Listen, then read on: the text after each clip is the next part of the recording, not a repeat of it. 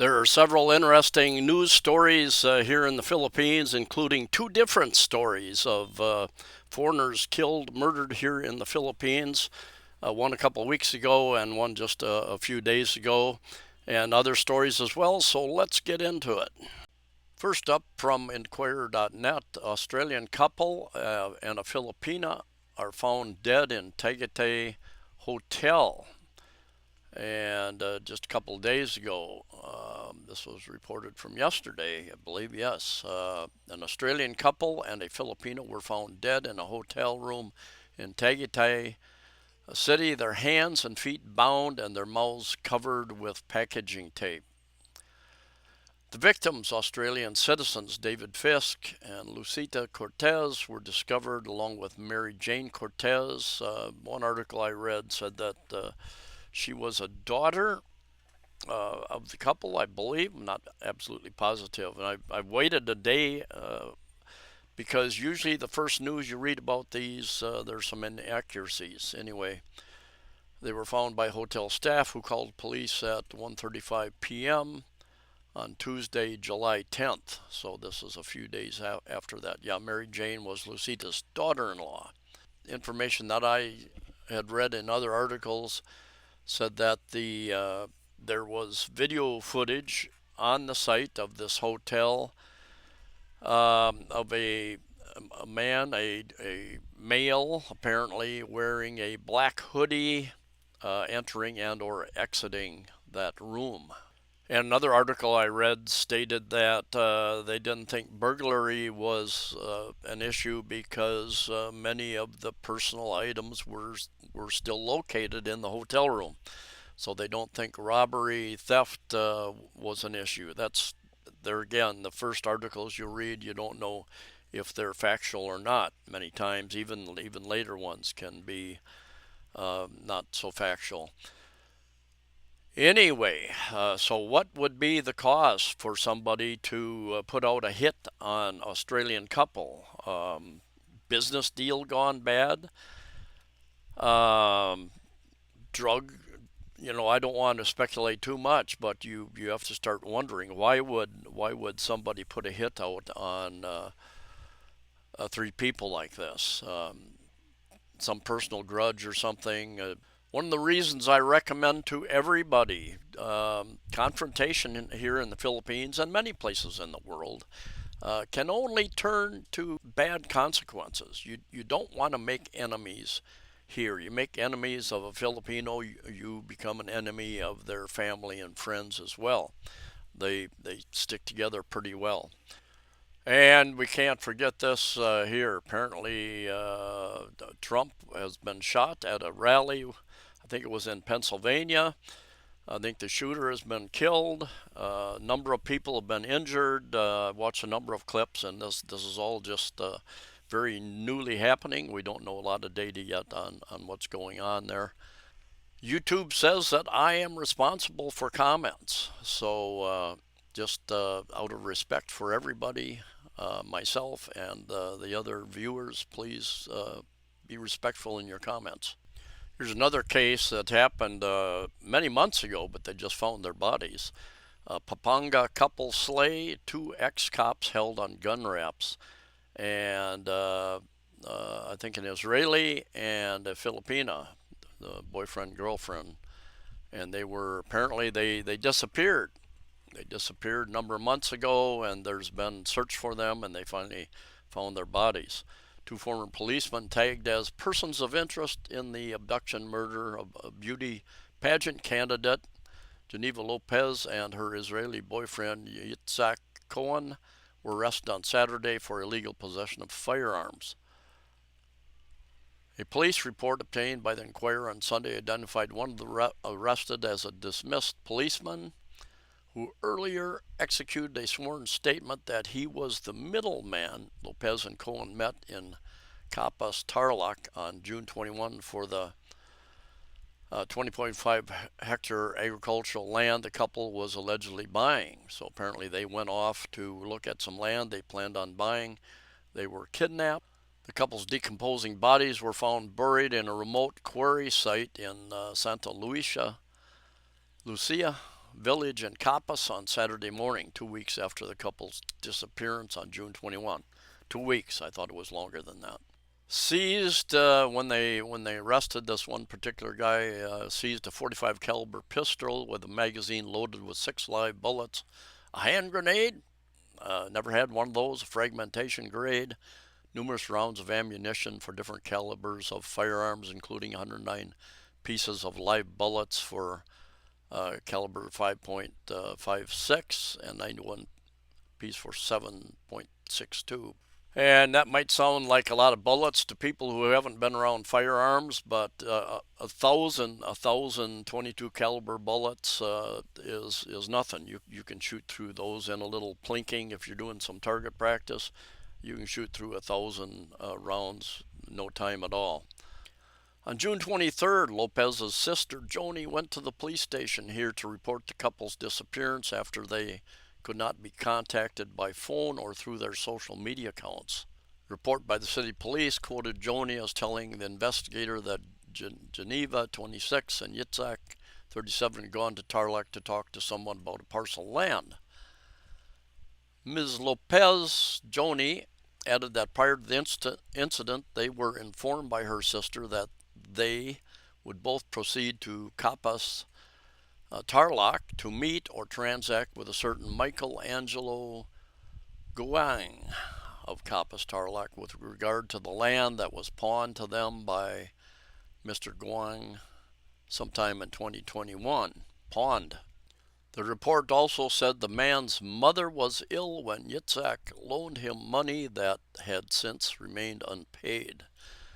The debtor, it added, arranged a meeting with Yitzhak on June 21 in Tarlac, telling him beforehand that he would give him land in exchange for the debt.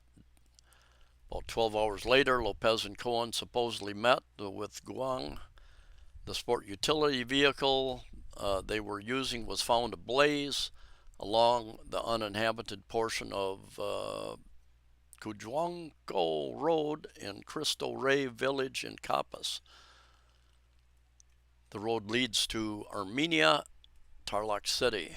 A still unidentified witness had come forward and told the CIDG everything he knew, even admitting that he was the one who set on fire the SUV the couple used upon the order of someone whom the police have yet to identify.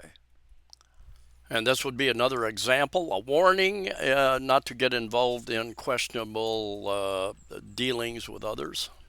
Take a quick look. I'll do a more in-depth video on this later, but here's a map of the claimed area by China and what they call, I believe, the 9-dash line.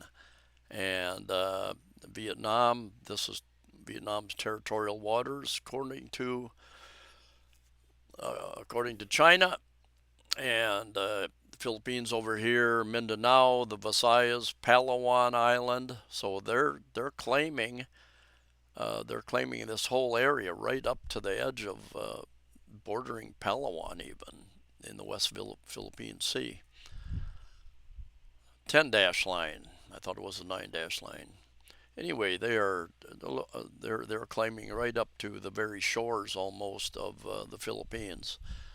And the Philippines has quite a number of islands out here that they claim within 200 miles and then even 300 miles.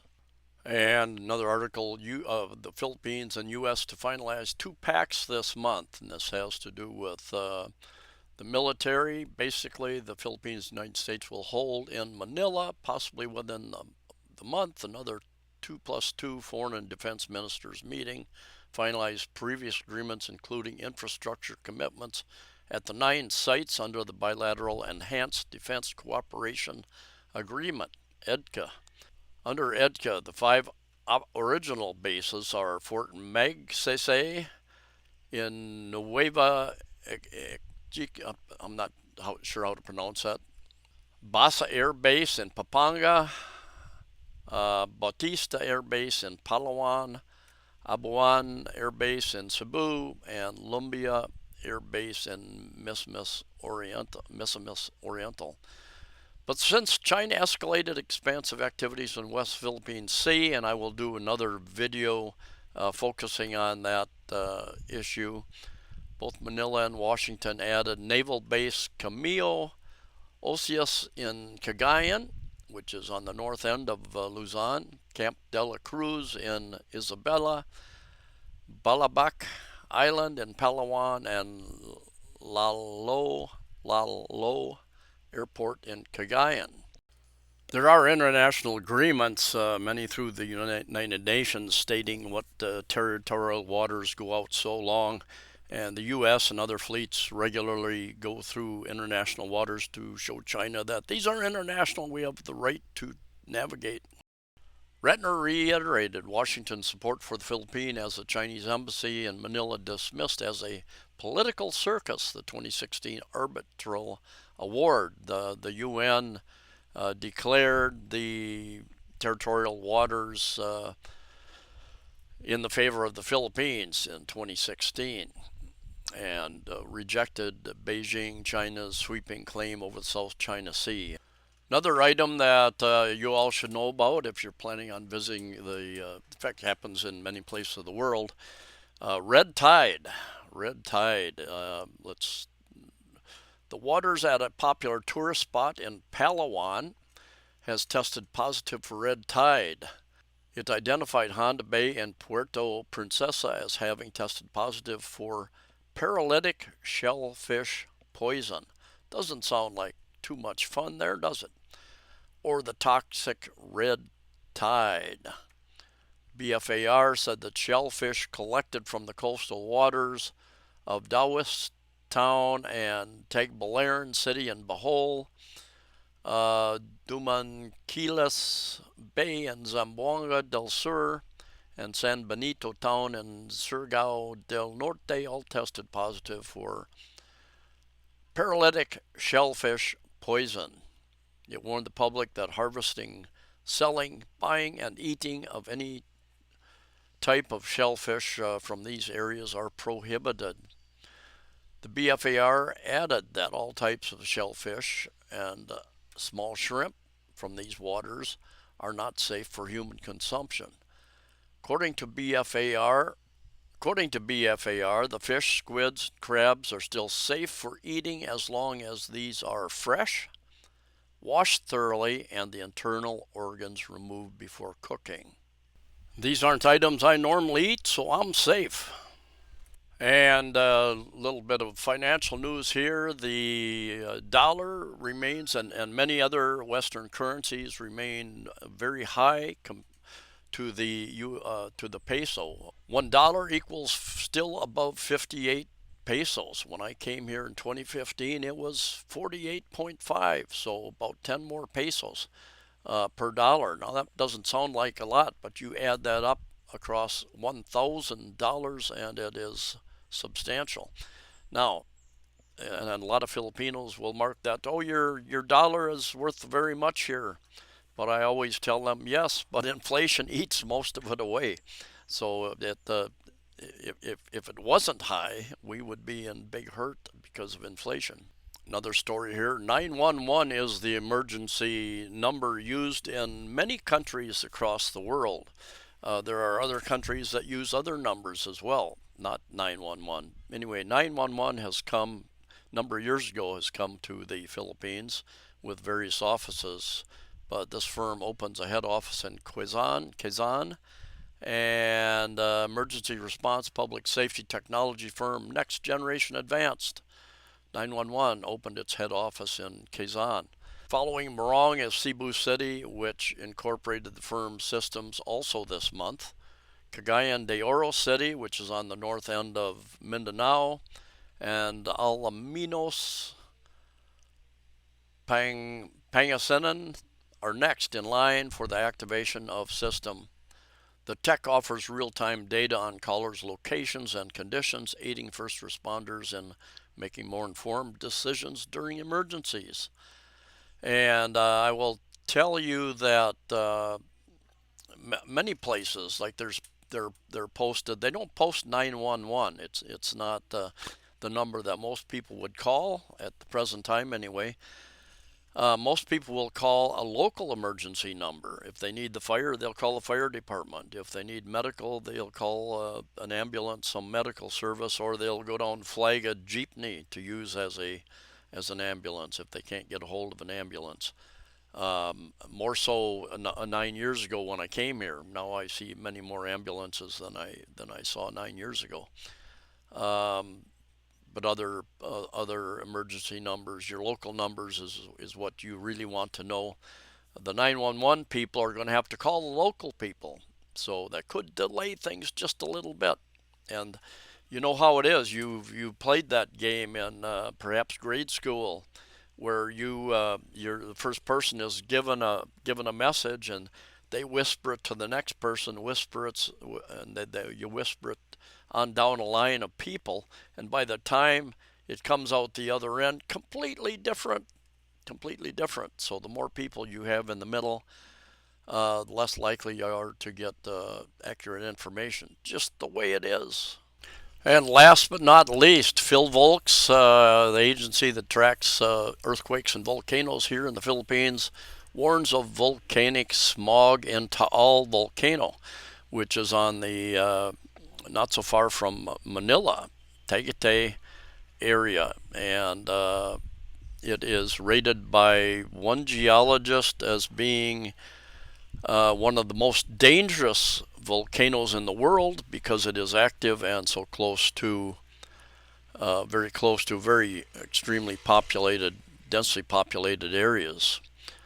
And Philippine Institute of Volcanology and Seismology, Phil Volks, has warned of volcanic smog amid an elevated degassing activity at Taal Volcano.